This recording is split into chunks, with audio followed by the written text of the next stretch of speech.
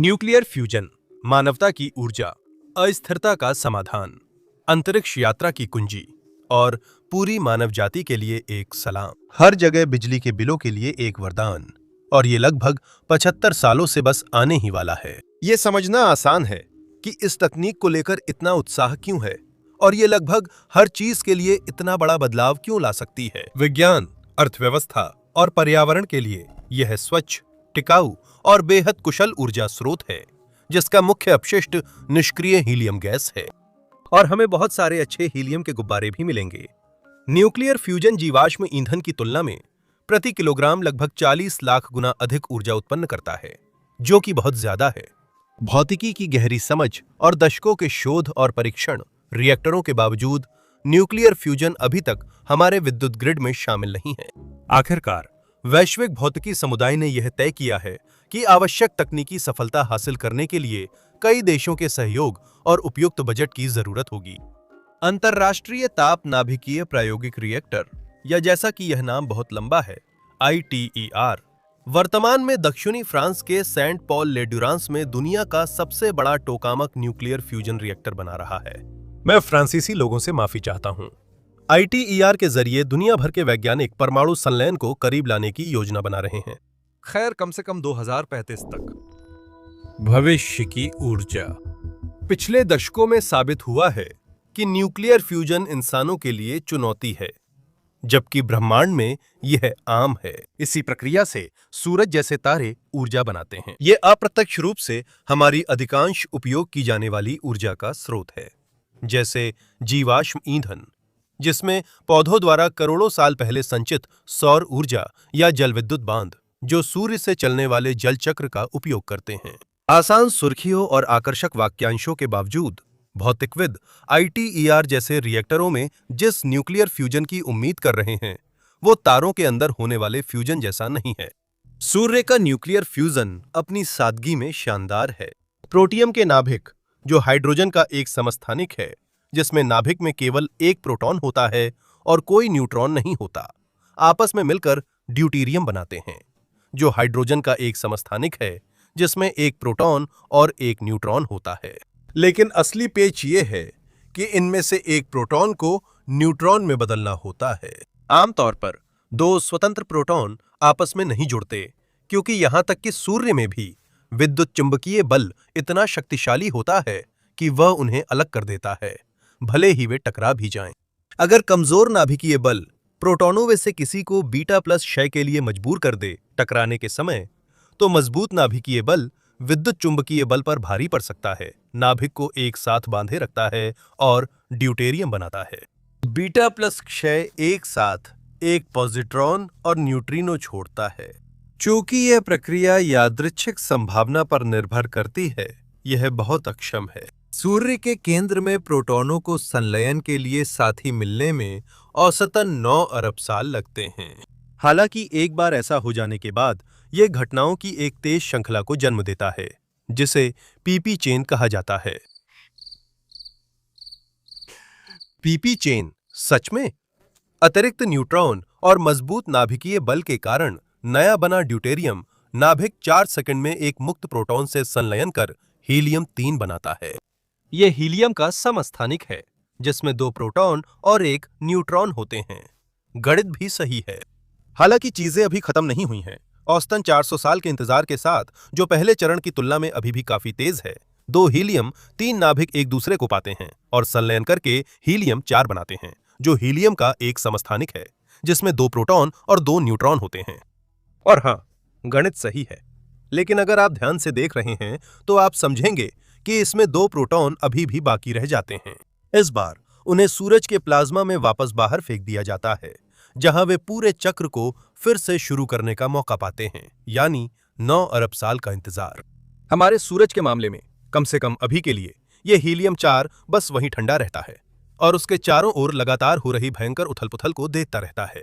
हालांकि लगभग 5 अरब साल बाद वह दिन आएगा जब पर्याप्त हाइड्रोजन नहीं बचेगी ताकि पर्याप्त संलयन हो सके और गुरुत्वाकर्षण का विरोध करने के लिए बाहर की ओर दबाव बनाया जा सके। सूरज का कोर सिकुड़ जाएगा और बढ़ा हुआ दबाव और गर्मी हीलियम को भी संलयन शुरू करने के लिए मजबूर कर देंगे। ट्रिपल अल्फा प्रक्रिया में सूरज पहले बेरिलियम, फिर कार्बन और अंत में ऑक्सीजन बनाएगा। लेकिन सूरज के पास आगे बढ़ने के लिए पर्याप्त द्रव्यमान नहीं है। ये अपनी बाहरी परतें छोड़कर ग्रह निहारिका बनाएगा और पीछे चमकता कार्बन ऑक्सीजन का टुकड़ा व्हाइट ड्वार्फ रह जाएगा। हालांकि बड़े तारे जो हमारे सूरज से कम 8 गुना भारी होते हैं, यानी काफी बड़े होते हैं, वे आगे बढ़ सकते हैं। वे ऑक्सीजन नाभिकों का संलयन कर सिलिकॉन और फिर लोहा बना सकते हैं। इसके बाद वे एक विशाल सुपरनोवा विस्फोट में फट पड़ते हैं। प्रोटॉनों से भरा प्लाज्मा जो आपस में टकराते रहते हैं, केवल सूरज के विशाल आकार की वजह से ही उसके अंदर बना रह सकता है। 150 ग्राम प्रति घन सेंटीमीटर घनता पर इसका कोर ठोस सीसे से 10 गुना से भी अधिक घना है और इतना गुरुत्वाकर्षण बनता है कि प्रोटॉन पास आकर परमाणु संलयन कर सकते हैं, चाहे वो शुरुआती प्रक्रिया पूरी होने में 9 अरब साल क्यों न ले ले। न्यूक्लियर इंजीनियर्स के पास न 9 अरब साल हैं, न ही पृथ्वी से 3,30,000 गुना ज्यादा द्रव्यमान। इसलिए उन्हें प्लाज्मा को रोके रखने के लिए बहुत शक्तिशाली मैग्नेट्स का इस्तेमाल करना पड़ता है और ऐसे ईंधन का उपयोग करना पड़ता है जो बिना दुर्बल नाभिकीय बल के खुद ही फ्यूज होने के लिए तैयार हों। ITER जैसे टोकामक रिएक्टर में ड्यूटेरियम और ट्रीटियम, एक भारी हाइड्रोजन समस्थानिक जिसमें एक प्रोटॉन 2 न्यूट्रॉन होते हैं, का उपयोग होता है। इसके अलावा वे ईंधन को सूरज जितना घना नहीं बना सकते, इसलिए उसे और ज्यादा गर्म करना पड़ता है ताकि कण टकराते समय पर्याप्त तेजी से जुड़ सकें। यह 150 मिलियन केल्विन है, जो सूरज के केंद्र से 10 गुना गर्म है। जब सेटअप ड्यूटेरियम और ट्रीटियम नाभिक का उपयोग करता है तो यह सूरज की तरह हीलियम 4 और एक ऊर्जावान मुक्त न्यूट्रॉन बनाता है। इन प्रक्रियाओं की अद्भुत ऊर्जा क्षमता आइंस्टाइन के सरल समीकरण E बराबर mc² में देखी जा सकती है, जो दर्शाता है कि पदार्थ के द्रव्यमान को विशाल मात्रा में ऊर्जा में बदला जा सकता है। कल्पना कीजिए कि 1 किलोग्राम तारकीय ईंधन पूरी PP श्रृंखला से गुजरता है। सबसे पहले हमारे पास 4 प्रोटियम नाभिक होते हैं, जिनमें से प्रत्येक का द्रव्यमान 1.0078 U होता है। यह परमाणु द्रव्यमान के लिए मानकीकृत इकाई है, कुल मिलाकर 4.0313 U। जब हमारे पास हीलियम 4 परमाणु बन जाता है तो हमारे पास केवल लगभग 4 U ही बचता है। इसमें से लगभग 0.03 U या लगभग 0.7% द्रव्यमान जो हमने शुरू में लिया था वह गायब हो जाता है। अगर हम 1 किलोग्राम ईंधन की बात करें तो इसका मतलब है कि हमने 7 ग्राम खो दिए। यह ज्यादा नहीं लगता, लेकिन इसे आइंस्टाइन के समीकरण में डालिए। यह द्रव्यमान को प्रकाश की गति लगभग 30 करोड़ मीटर बर सेकंड के वर्ग से गुणा करना है। परिणाम है एक बिल्कुल हैरान कर देने वाली 6.4 गुना 10 की घात 14 जूल ऊर्जा। ये लगभग 1,77,000 मेगावाट घंटे है, जिससे बोल्डर, कोलोराडो जैसे शहर को 1 महीने से ज्यादा बिजली मिल सकती है, सिर्फ 7 ग्राम से। हालांकि इसमें ज्यादा कुशल ईंधन है, लेकिन आईटेस जैसे टोकामक में आपको उतना ज्यादा फायदा नहीं मिलता।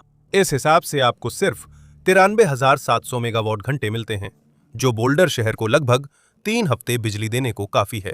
पावर प्लांट में 1 किलोग्राम प्राकृतिक गैस जलाने पर केवल 0.009 मेगावाट घंटे या 9 किलोवाट घंटे ऊर्जा मिलती है। ये लगभग 3 बार कपड़े धोने या शायद थैंक्सगिविंग टर्की को 4 घंटे तक भूनने के लिए पर्याप्त है। इसीलिए आप समझ सकते हैं कि फ्यूजन इतनी चर्चा में क्यों है। बस मजाक।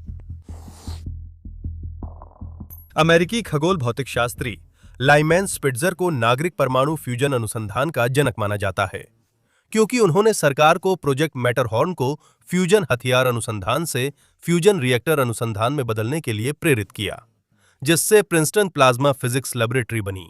कम लोग जानते हैं कि स्पिट्जर को अर्जेंटीनी वैज्ञानिक रोनाल्ड रिक्टर से प्रेरणा मिली थी।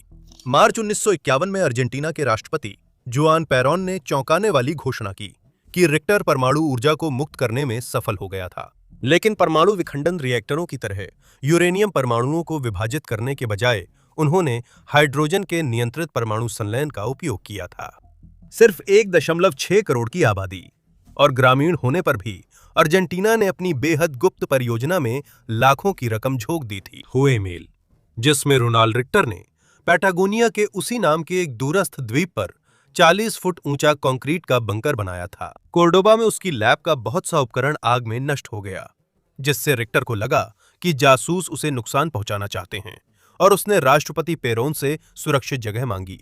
हालांकि रिक्टर ने आखिरकार उस बंकर का इस्तेमाल तक नहीं किया।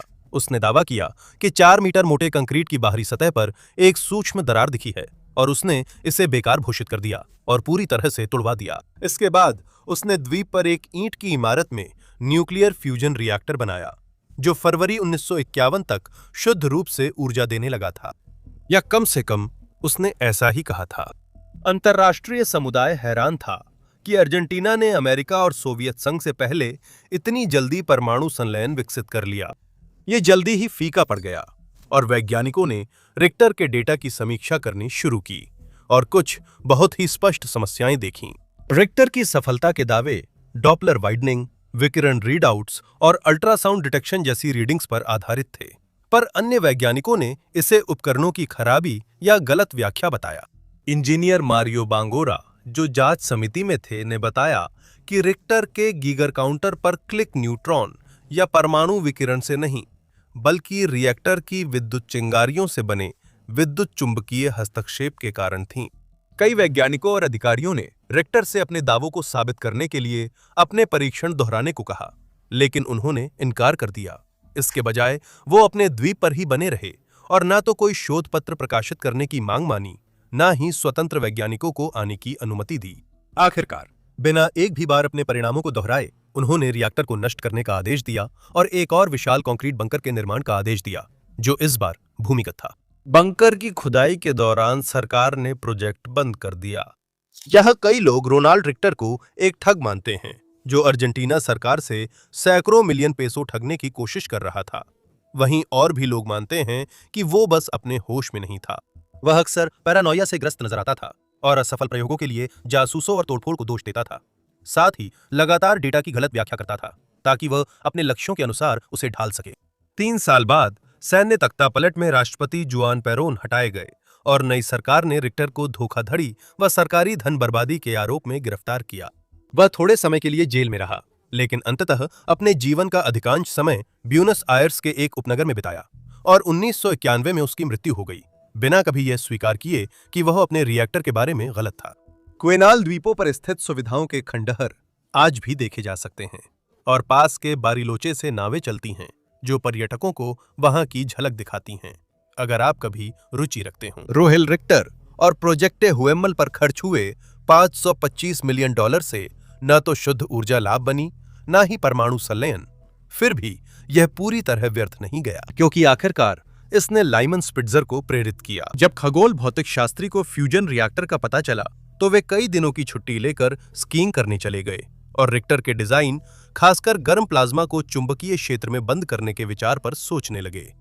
इस विचार ने फ्यूजन रिसर्च और अधिकांश प्रयोगात्मक रिएक्टरों को प्रेरित किया, जिसमें ईटर में निर्माणाधीन रिएक्टर भी है। Plasma donuts. Nuclear fusion reactor को कूलॉम अवरोध पार करनी होती है।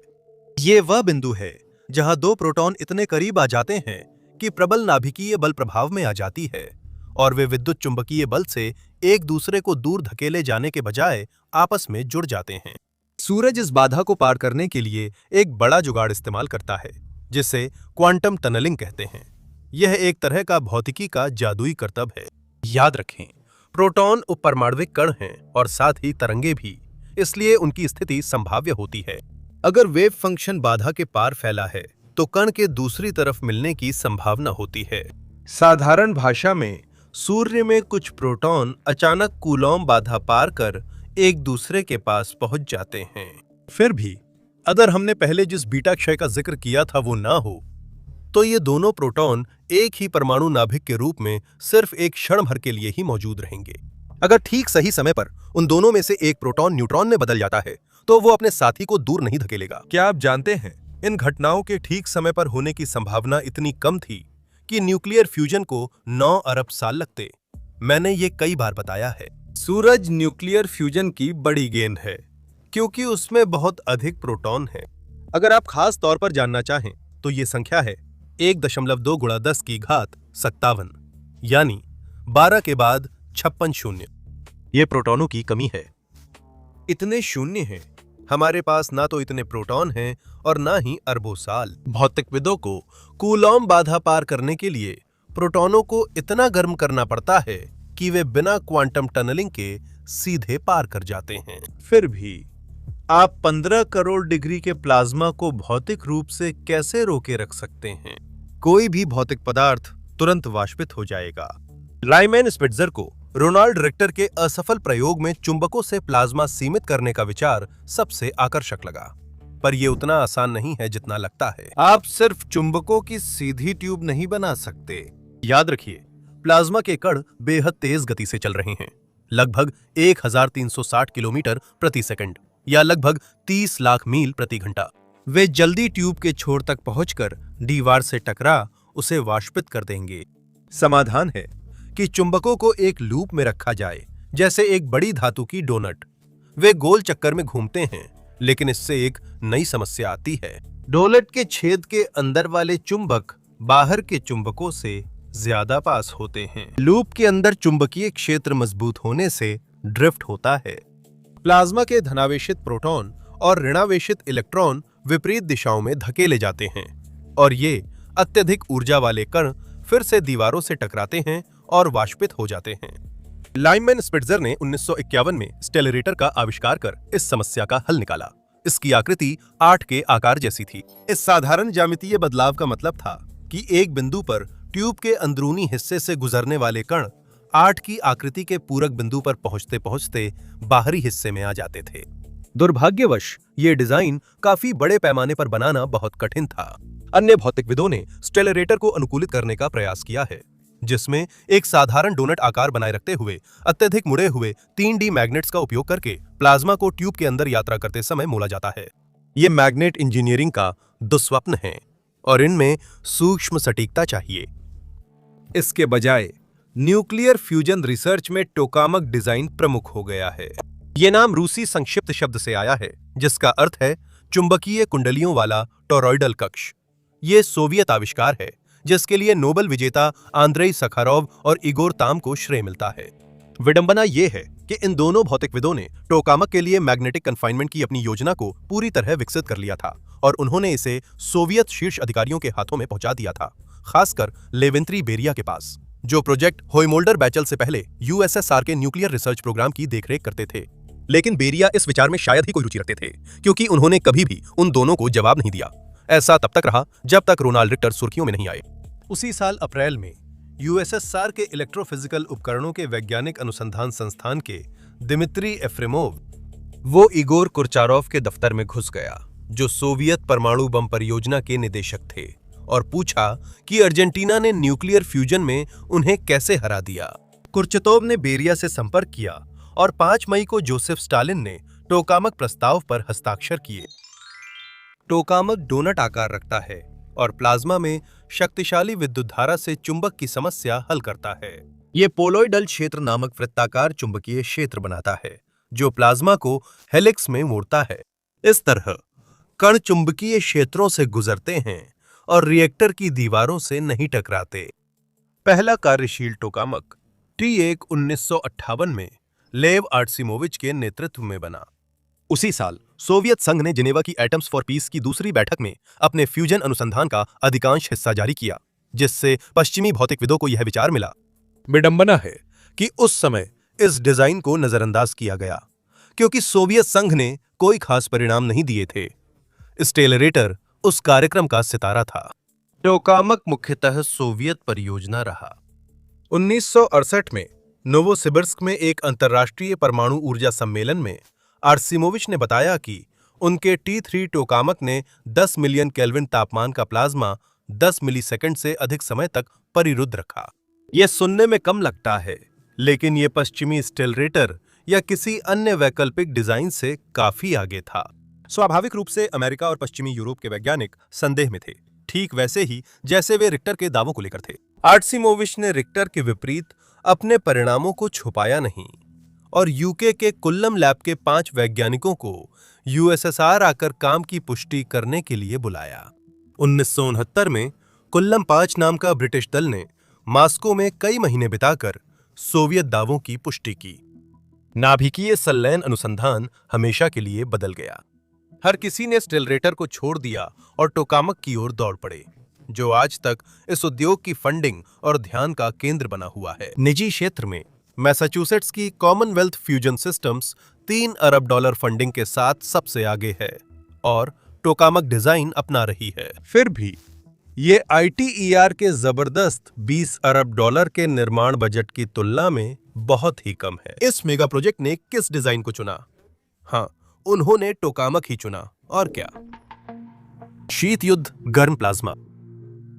2035 की इग्निशन तारीख देखकर हैरानी होती है कि ईटर की शुरुआत मेरी पैदाइश से भी पहले कोल्ड वॉर के दौरान हुई थी। तीसरे विश्व युद्ध के खतरे और हथियारों की दौड़ के बावजूद अमेरिका और सोवियत संघ ने 1985 में जिनेवा सुपर पावर समिट में मिलकर अपने मतभेद भुला दिए। ये अमेरिका के राष्ट्रपति रोनाल्ड रीगन और हाल ही में नियुक्त Soviet general secretary Mikhail Gorbachev की पहली मुलाकात थी। दोनों नेताओं ने सैन्य और परमाणु हथियारों पर बहस की, पर परमाणु संलयन पर सहमत हुए। इसका श्रेय गोर्बाचेव के वैज्ञानिक सलाहकार एवगेनी वेलिकोव को है, जिन्होंने समझाया कि यह सिर्फ अंतर्राष्ट्रीय सहयोग से संभव है।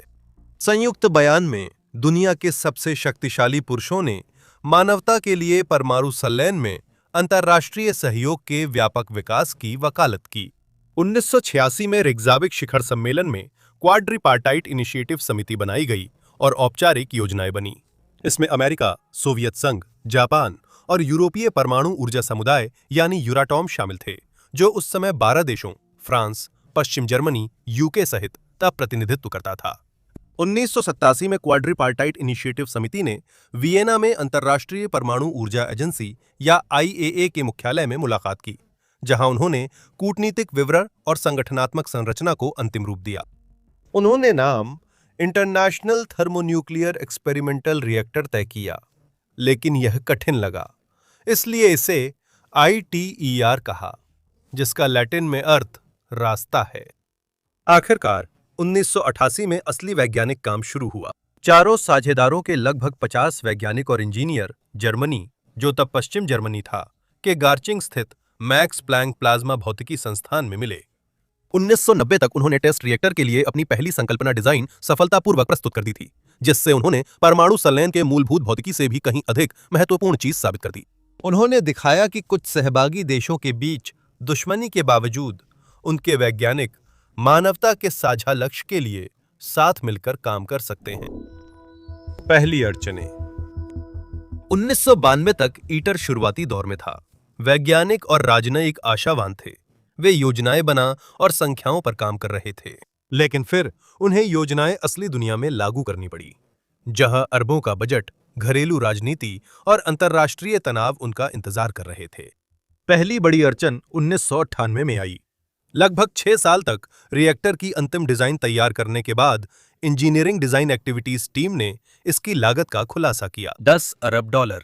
अमेरिकी कांग्रेस इस पर मानो हक्का बक्का रह गई और 1999 में संयुक्त राज्य अमेरिका को इस परियोजना से पूरी तरह बाहर कर लिया। अमेरिकी फंडिंग न मिलने से ईटर का बजट बुरी तरह सीमित हो गया।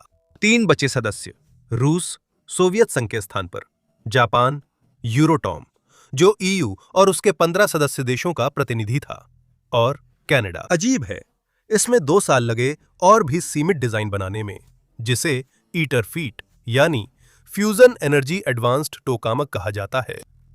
जहां इसने मूल रूप से लागत को आधा कर दिया, वहीं टीम का मानना था कि इसने मुख्य वैज्ञानिक लक्ष्यों को बनाए रखा। यही मूल रूप से वह योजना है जिसे आज ITA द्वारा अपनाया जा रहा है। एक और बड़ी समस्या तब सामने आई जब साइट चुनने की बारी आई। हालांकि ये शायद हाई स्कूल के इतिहास की किताबों के पन्नों पर हावी न हो, लेकिन वास्तव में यह आधुनिक वैज्ञानिक इतिहास के सबसे नाटकीय राजनयिक गतिरोधों में से एक में बदल गया और उस युग का एक प्रमुख भू राजनीतिक प्रतीक बन गया।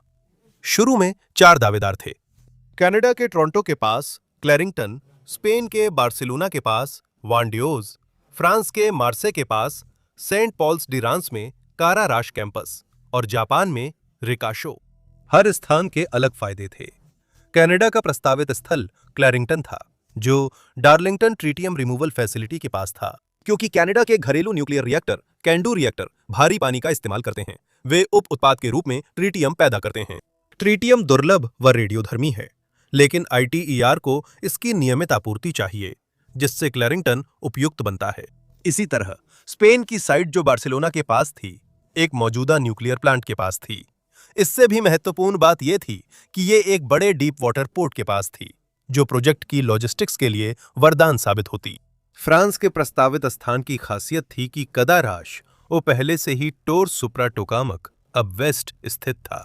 इसका मतलब था कि सेंट पॉल लेस डोरेंस में पहले से ही न्यूक्लियर कल्चर और ITER के लिए जरूरी विशेषज्ञ वर्कफोर्स थी। जापान के रिकाशों को समुद्री पहुंच और वांदेओस जैसे बंदरगाहों का लाभ था। साथ ही यहां न्यूक्लियर रीप्रोसेसिंग प्लांट भी था। जापानी सरकार ने ITER वैज्ञानिकों के लिए अंतर्राष्ट्रीय गांव बनाने का वादा किया। 2003 में प्रतिभागियों ने लागत साझा करने के फॉर्मूले पर सहमति दी। मेजबान देश पर भारी बिल डाला जाना था। कुल निर्माण लागत का 48%, जबकि बाकी 52% अन्य साझेदारों के बीच बांटा जाना था। उस समय के बजट के अनुसार यह करीब $5.5 अरब था। कनाडा बाहर हो गया। यूरोटॉम ने तय किया कि वे एक उम्मीदवार का समर्थन करेंगे। स्पेन ने इस शर्त पर दौर से बाहर होने पर सहमति जताई कि ITER के लिए यूरोप के वित्तीय और खरीद योगदान का प्रबंधन करने वाली एजेंसी, जिसे अब फ्यूजन फॉर एनर्जी या F4E कहा जाता है, बार्सिलोना में स्थित होगी और पहले निदेशक की भूमिका के लिए स्पेनिश व्यक्ति को प्राथमिकता दी जाएगी। उसी साल राष्ट्रपति जॉर्ज W. बुश के नेतृत्व में संयुक्त राज्य अमेरिका ने ITER में फिर से शामिल होने का फैसला किया और चीन और दक्षिण कोरिया ने भी इसमें भागीदारी की। अब जो 2 शेष स्थल प्रस्ताव थे, उन्होंने सदस्यों को 2 हिस्सों में बांट दिया। यूरोटॉम रूस और चीन ने फ्रांस का समर्थन किया, जबकि अमेरिका, दक्षिण कोरिया ने जापान का समर्थन किया। 3 बनाम 3। अब यह गतिरोध 2003 में संयुक्त राज्य अमेरिका द्वारा इराक पर आक्रमण के कारण और भी बढ़ गया। जापान ने इस आक्रमण का समर्थन किया, जबकि फ्रांस ने नहीं किया। इतिहासकार मानते हैं कि अमेरिका ने जापान की उम्मीदवारी के पीछे कम से कम आंशिक रूप से फ्रांस के खिलाफ राजनीतिक प्रतिशोध के तौर पर इतनी दृढ़ता से खड़ा रहा। 2 साल तक देशों में कोई समझौता नहीं हुआ, जिससे उनके 2 प्रतिस्पर्धी परियोजनाओं में बंटने का डर था। आखिरकार 2005 में यूरोपीय और जापानी राजनयिकों ने व्यापक दृष्टिकोण समझौते पर बातचीत की। जापान इस दौर से हटने पर सहमत हो गया और बड़ी रियायतों के बदले ITA को फ्रांस में बनने देने पर राजी हो गया। सबसे पहले जापान की आवश्यक योगदान राशि, कुल निर्माण लागत का केवल 10% तय की गई, लेकिन उन्हें उच्च तकनीकी निर्माण अनुबंधों का 20% मिलेगा। साथ ही उन्हें शोध स्टाफ की 20% पदों की गारंटी मिली थी। और आखिरी लेकिन कम महत्वपूर्ण नहीं, यूरोटॉम जापान में एक समानांतर फ्यूजन रिसर्च हब को भारी सब्सिडी देगा, जिसमें एक मौजूदा जापानी टोकामक, जिसे JT60SA कहा जाता है, को अपग्रेड करना भी शामिल है। भविष्य के वाणिज्यिक रिएक्टरों की सामग्री परीक्षण हेतु इंटरनेशनल फ्यूजन मटेरियल्स इररेडिएशन फैसिलिटी बनाना। बड़े अवरोध पार होने के बाद मेगा प्रोजेक्ट के 7 प्रतिभागी और 2005 के अंत में शामिल हुआ भारत भी 2006 में पेरिस के LSE पैलेस में मिले और उन्होंने आधिकारिक रूप से ईटर समझौते पर हस्ताक्षर किए। निर्माण की शुरुआत 2007 में ईटर के लिए स्थल की सफाई बुलडोजर ने शुरू की। लगभग 42 हेक्टेयर या 1 लाख एकड़ से भी अधिक क्षेत्र में फैले इस स्थल पर उन्होंने एक विशाल समतल प्लेटफॉर्म बनाने के लिए लाखों घन मीटर चट्टानों को हटाया। इस सुविधा के निर्माण में सबसे महत्वपूर्ण एंटी सीज्मिक उपाय थे, क्योंकि ITA एक परमाणु स्थल है और इसे भूकंपों से सुरक्षित रहना चाहिए।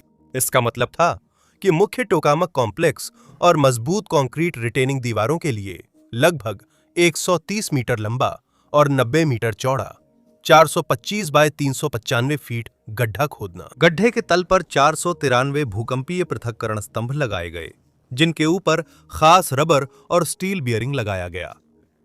पूरा टोकामक कॉम्प्लेक्स, जिसका वजन 4 लाख टन है और जो एम्पायर स्टेट बिल्डिंग से भारी है, इन्हीं बियरिंग्स पर टिका है। यह मूल रूप से इसे नीचे की धरती से अलग कर देता है, जिससे अगर धरती हिलने लगे तो भी यह स्थिर बना रहता है। जहां इस सुविधा का निर्माण अपेक्षाकृत आसान रहा, वहीं असली रिएक्टर का निर्माण कहीं ज्यादा चुनौतीपूर्ण साबित हुआ। ईटर समझौते के तहत परियोजना का लगभग 90% हिस्सा वस्तु आधारित योगदानों से वित्त पोषित होता है, न कि केवल फ्रांस में चेक लिखने से। दूसरे शब्दों में, संयुक्त राज्य अमेरिका ITA को कोई विशेष माइक्रोचिप खरीदने के लिए $1 मिलियन नहीं देता। इसके बजाय संयुक्त राज्य अमेरिका खुद उस माइक्रोचिप का निर्माण करता है और फिर उसे काताराश भेजता है। यह एक स्पष्ट समस्या है। ये हिस्से साथ कैसे काम करेंगे? विभिन्न संस्कृतियों, भाषाओं और समय क्षेत्रों के बीच अनुकूलता और तकनीकी सहन सीमाओं का तालमेल बिठाना बेहद मुश्किल है। 2013 तक आईटीए गंभीर मुसीबत में था। विलियम माडिया के नेतृत्व में स्वतंत्र मूल्यांकन ने एक तीखी रिपोर्ट में केंद्रीकृत नेतृत्व की कमी, खराब निर्णय संरचनाएं और ईटर सदस्य देशों, घरेलू एजेंसियों व पार्ट्स कंपनियों के बीच टकराव व दोषारोपण को उजागर किया। लागतें लगातार बढ़ रही थीं और आंतरिक अनुमान 20 अरब डॉलर के करीब थे। भाग लेने वाले देश निराश हो रहे थे, खासकर संयुक्त राज्य अमेरिका, और कांग्रेस फिर से बाहर निकलने की धमकी दे रही थी। सौभाग्य से 2015 में फ्रांसीसी वैकल्पिक ऊर्जा और परमाणु ऊर्जा आयोग के पूर्व प्रमुख बर्नार्ड डीगो मदद के लिए आगे आए। अपने व्यापक कार्यकारी अधिकारों का उपयोग करते हुए उन्होंने प्रबंधन संरचना को पूरी तरह से बदल दिया। केंद्रीय टीम को संबंधित सदस्य देशों की एजेंसियों के साथ बेहतर तरीके से जोड़ा और एक नई आधारभूत समय सारणी स्थापित की। आईटीए को बचाने का श्रेय उनके प्रबंधन को दिया जाता है। नई प्रबंधन सोच के साथ वस्तु आधारित वित्तपोषण व्यवस्था ने सचमुच काफी दिलचस्प नतीजे देने शुरू किए। उदाहरण के लिए भारत ने क्रायोस्टैट का निर्माण किया। 30 बाय 30 मीटर या 100 बाय 100 फीट में यह अब तक का सबसे बड़ा उच्च निर्वात पात्र है, जो पूरे रिएक्टर को घेर कर चुंबकों को अत्यधिक ठंडा बनाए रखता है। यूरोप और जापान ने विशाल डी आकार के सुपरकंडक्टिंग टोरॉयडल फील्ड कॉइल्स बनाए हैं, जिनमें से हर एक का वजन 300 टन से ज्यादा है और जिन्हें -269 डिग्री सेल्सियस या -450 डिग्री फ़ारेनहाइट तक ठंडा करना होता है। यह चांद की अंधेरी सतह से भी ठंडा है। मजेदार तथ्य, इसी बीच कैलिफोर्निया में जनरल एटॉमिक्स सेंट्रल सोलिनॉइड या सीएस का निर्माण कर रहा है।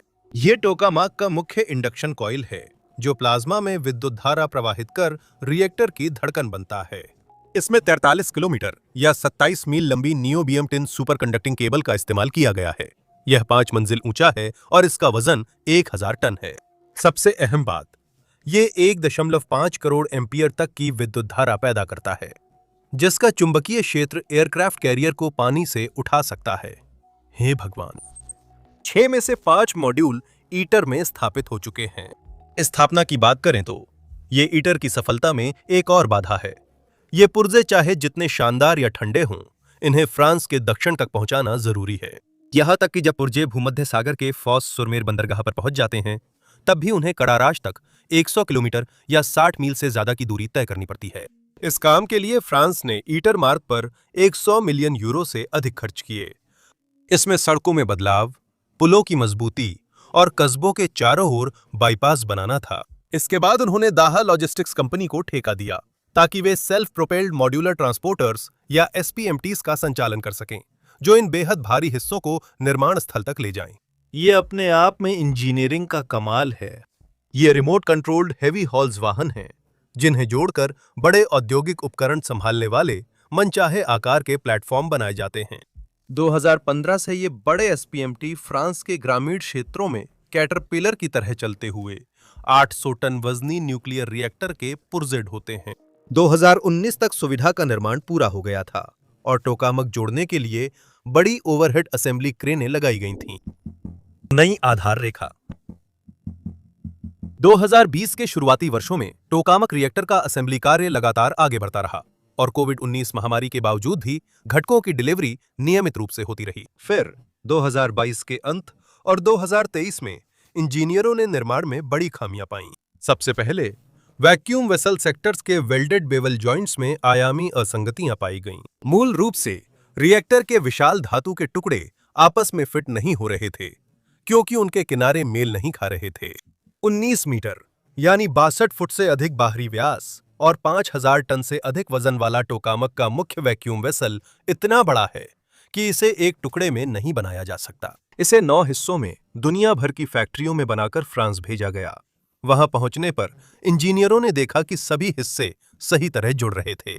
फिर उन्होंने थर्मल शील्ड्स की कूलिंग पाइपों में तनाव जनित संक्षारण दरारें देखीं। आईटीईआर मैग्नेट्स को प्लाज्मा से बचाने के लिए सिल्वर प्लेटेड थर्मल शील्ड्स का उपयोग करता है, ताकि मैग्नेट्स ठंडे और प्लाज्मा गर्म रह सकें। शील्ड्स पर पाइप्स का नेटवर्क है, जो उन पर लगातार super cold helium gas pump करता है। निर्माण के दौरान होने वाला तनाव और निर्माण प्रक्रिया में इस्तेमाल होने वाले रसायनों के कारण इन पाइप्स में सूक्ष्म दरारें आ गईं, जो थर्मल शील्ड्स को फेल कर सकती हैं और मैग्नेट्स को नष्ट कर सकती हैं। इंजीनियरों को यह समझने तक कि इन कंपोनेंट्स को कैसे ठीक किया जाए, टोकामक की असेंबली रोकनी पड़ी। ये कंपोनेंट्स ज्यादातर दूसरे देशों में बनाए गए थे, इसलिए ईटर ने 2025 के बर्स्ट प्लाज्मा की योजनाएं पूरी तरह रद्द कर दी। असल में यह सिर्फ पीआर स्टंट था। रिएक्टर अधूरा ही रहता, पर हाइड्रोजन प्लाज्मा की छोटी चमक से साबित हो जाता कि मैग्नेट्स ठीक हैं और वैक्यूम वेसल टूटकर अलग नहीं होगा। दूसरे शब्दों में कहें तो यह एक संक्षिप्त अवधारणा थी, हालांकि इसका कोई खास वैज्ञानिक महत्व नहीं था। समय की कमी के कारण आईटीईआर ने यह तय किया है कि वह इस चरण को छोड़कर सीधे 2034 में अनुसंधान संचालन यानी एसआरओ शुरू करेगा और 2035 में असली ड्यूटेरियम फ्यूजन संचालन होगा। इसमें एक पूरा टोकामक शामिल है जिसमें सभी घटक अंदर मौजूद हैं। समय के साथ रिएक्टर धीरे धीरे पूर्ण ड्यूटेरियम ट्रिटियम फ्यूजन की ओर बढ़ेगा, जो 2039 के लिए तय है। नई समय सीमा के साथ आईटीईआर ने टोकामक की भीतरी दीवार की उस हिस्से की सामग्री अपग्रेड करने का फैसला किया है जो CpH2 प्लाज्मा झेलेगी। इंजीनियरों ने रिएक्टर को बेरिलियम से लाइन करने की योजना बनाई थी, क्योंकि यह विकल्पों की तुलना में हल्का था और इसके साथ काम करना आसान था। प्लाज्मा कन्फाइनमेंट की चरम परिस्थितियों में यह जल्दी घिस जाता है, इसलिए उन्हें पता था कि इसे कभी न कभी बदलना पड़ेगा। अब वे शुरू से दीवार पर टंगस्टन लगाएंगे, क्योंकि इसका मेल्टिंग पॉइंट सबसे ज्यादा है। व्यावसायिक फ्यूजन पावर प्लांट्स में इसका ही उपयोग होगा। यह बेरिलियम से भारी और काम करने में कठिन है, लेकिन इसी पर ध्यान केंद्रित करने से लंबी अवधि में समय और पैसे दोनों की बचत होगी। पूरा होने पर आईटीईआर टोकामक में 830 से अधिक घन मीटर या लगभग 30,000 घन फीट प्लाज्मा वॉल्यूम होगा, जो अब तक सबसे बड़ा और अभी चल रहे सबसे बड़े टोकामकों से 8 गुना बड़ा होगा। इसका वजन 23,000 टन होगा, जो 3 एफिल टावर के बराबर है, और इसमें 60 मेगा न्यूटन बल होगा, जो space shuttle take off thrust से 2 गुना है। इतने बड़े प्लाज्मा वॉल्यूम के बावजूद वैक्यूम चैम्बर में सिर्फ 1 ग्राम गैस ही डाली जाएगी। सिर्फ 3.5 सेकंड की कन्फाइनमेंट टाइम के साथ ईटीआर को ड्यूटेरियम ट्रिटियम फ्यूजन से 500 मेगावाट थर्मल पावर बनने की उम्मीद है, जो 5 लाख घरों को बिजली दे सकती है। पेंच ये है, ITER reactor 500 megawatt thermal power बनाएगा, जबकि प्लाज्मा को गर्म करने के लिए सिर्फ 50 मेगावाट थर्मल इनपुट चाहिए। इंजीनियरिंग में आईटीईआर को क्यू फैक्टर 10 मिलता है, क्योंकि यह खपत से 10 गुना ज्यादा ऊर्जा बनाता है। अक्सर यह गलत समझा जाता है कि यह सिर्फ वैज्ञानिक क्यू फैक्टर है, जबकि इसमें केवल प्लाज्मा में जाने और बाहर आने वाली ऊष्मा गिनी जाती है। ये मैग्नेट्स को ठंडा करने, वैक्यूम पंप चलाने या बड़ी सुविधा में लाइट्स जलाए रखने के लिए जरूरी भारी बिजली को ध्यान में नहीं रखता। असलियत में आईटीईआर को अपने रिएक्टर को चलाने के लिए लगभग 300 मेगावाट बिजली की जरूरत होती है। थर्मल पावर पर निर्भर पावर प्लांट्स जो स्टीम टरबाइन चलाते हैं 35% से ज्यादा दक्षता नहीं पा पाते। दूसरे शब्दों में कहें तो आईटीईआर के 500 मेगावाट उत्पादन में से वे केवल लगभग 175 मेगावाट ही उत्पन्न कर पाएंगे। अगर आप गणना करें तो आप देखेंगे कि वास्तविक बिजली उत्पादन के लिए आईटीईआर एक शुद्ध घाटा है। यही इस मेगा प्रोजेक्ट का सबसे बड़ा भ्रम है। आईटीईआर पूरी तरह प्रयोगात्मक है। इसका मकसद ग्रिड के लिए बिजली बनाना नहीं है। यह कोई स्टीम टरबाइन नहीं है और ना ही उन्हें रखने की कोई जगह है, भले ही वे चाहें भी। इसके बजाय आईटीईआर एक वैज्ञानिक और इंजीनियरिंग परीक्षण स्थल के रूप में काम कर रहा है, जहां वे उन विभिन्न अवधारणाओं को आजमा रहे हैं जो भविष्य में व्यावसायिक पावर प्लांट्स के लिए जरूरी होंगी। आईटीईआर ट्रिटियम की आत्मनिर्भरता विकसित करने की उम्मीद करता है। हाइड्रोजन समस्थानिक महंगा और दुर्लभ होने के कारण इंजीनियर टेस्ट ब्लैंकेट मॉड्यूल यानी टीबीएम लिथियम लाइनिंग वाले दीवार खंड लगाना चाहते हैं। न्यूट्रॉन के प्लाज्मा से निकलकर लिथियम परमाणुओं से टकराने पर लिथियम का नाभिक टूटकर ट्रिटियम और हीलियम बनाता है, जिससे रिएक्टर में ट्रिटियम तैयार होता है।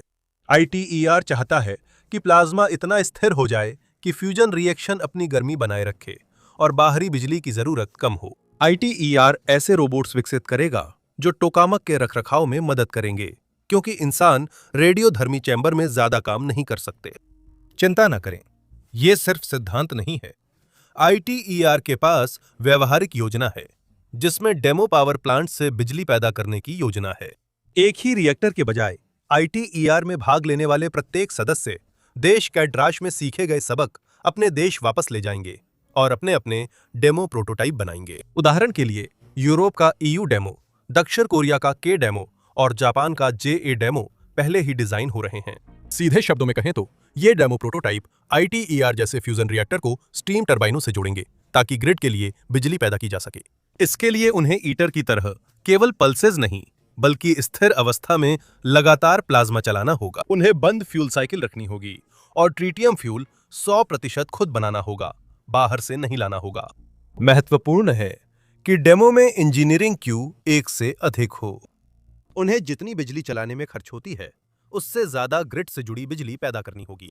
ये बड़ी चुनौती है क्योंकि डेमो का डिजाइन ईटर के डेटा और इंजीनियरिंग पर निर्भर है, इसलिए अधिकांश देश 2030 के दशक के अंत तक इसे अंतिम रूप नहीं देंगे।